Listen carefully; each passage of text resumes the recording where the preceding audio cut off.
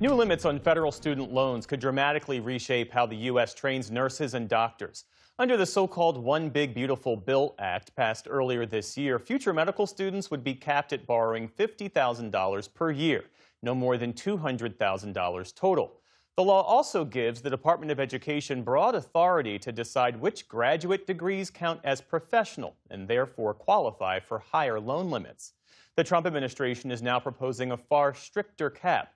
$20,500 a year for students pursuing graduate degrees in nursing, public health, or social work, fields the department says no longer meet the definition of professional programs.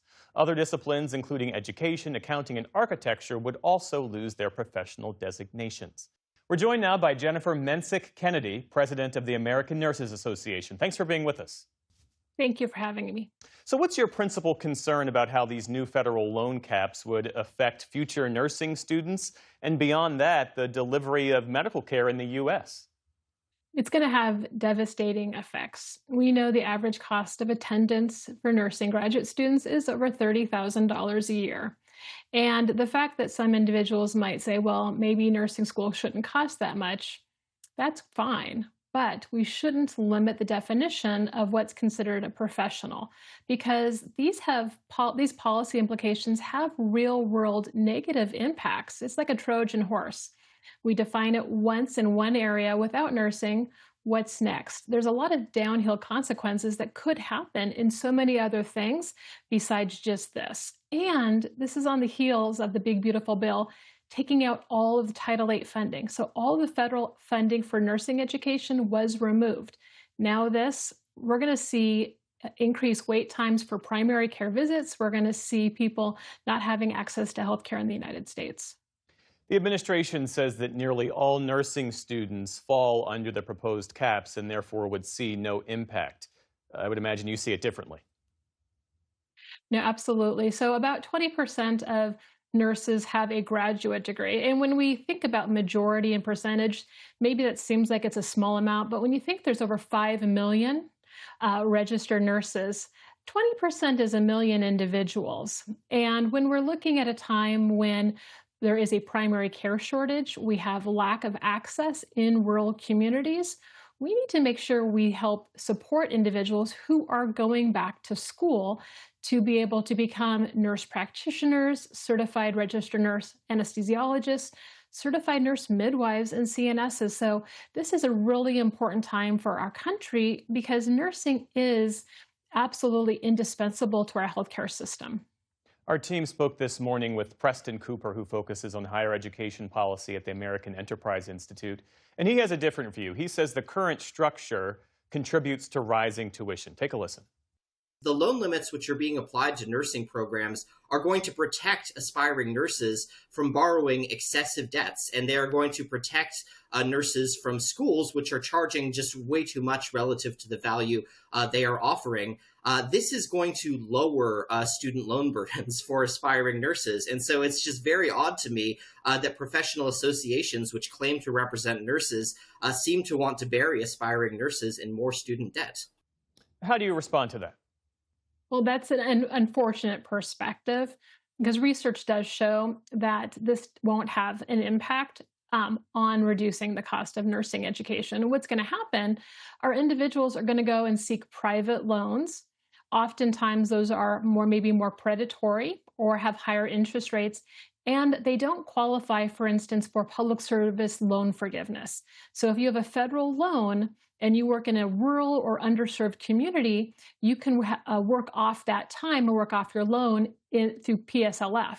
You can't do that with a private loan. So it's not going to stop people from taking out loans. They're just going to get loans that are actually going to be a more negative impact via the private process.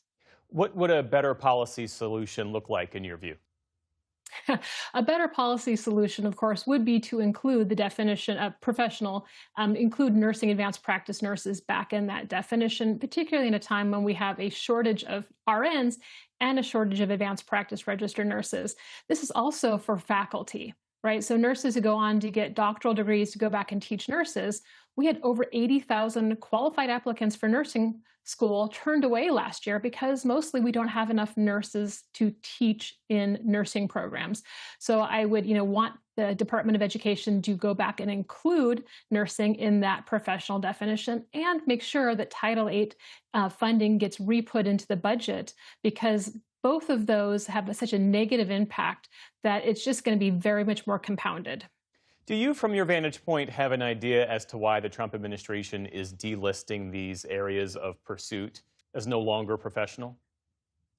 It's a really good question. And I'm going to say that if you have a first year of administration, you have many new people in a lot of departments, the Trump administration has been very supportive of advanced practice registered nurses.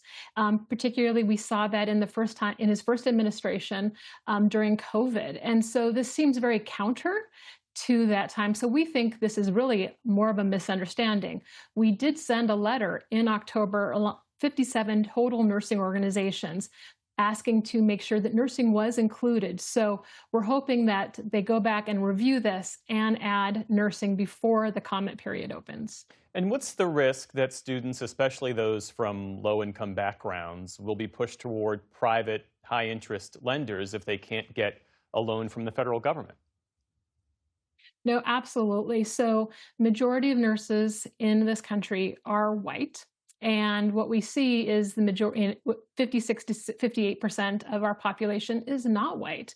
And so we really want those from other ethnic backgrounds, minorities, to come into nursing school, because we're going to see better patient care when we have nurses and advanced practice nurses who reflect the communities that they serve. We're going to see people very much question the ability to go back to school. And so it's another limitation on individuals who want to become nurses, who don't have the access, who don't have the economic means to have parents or have other incomes to be able to pay for their education out of pocket. So this is going to severely limit even further those ethnic minority groups who maybe want to aspire to be a nurse and just had their opportunity taken away from them. Jennifer Mensink Kennedy, president of the American Nurses Association, thanks for joining us. Thank you.